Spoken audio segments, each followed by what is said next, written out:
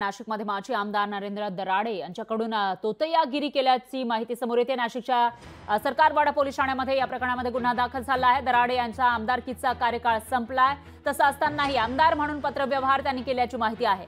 शिवसृष्टीच्या कामाच्या अद्ययावत माहितीसाठी त्यांनी पत्रव्यवहार केल्याचं कळत आहे। लेटर हेडवर विधानसभेचे प्रतीक, राष्ट्रीय चिन्ह आणि विधान परिषद सदस्य असा उल्लेख केला आहे। तर 21 जून 2024 ला नरेंद्र दराडे यांचा आमदारकीचा कार्यकाळ संपलेला आहे। त्याला आता 3 महिने उलटून गेलेले आहेत। तरी सुद्धा लोकसेवक नसताना तोतयागिरी त्यांनी केली म्हणून अंबादास खैरे यांनी तक्रार दाखल केल्यानंतर हा गुन्हा दाखल झाल्याची माहिती समोर येते।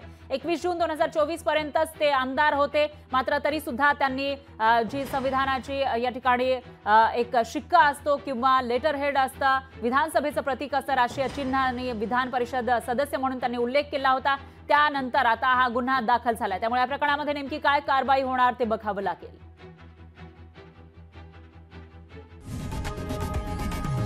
लोकशाही मराठी ऐका, पहा, जागरूक रहा।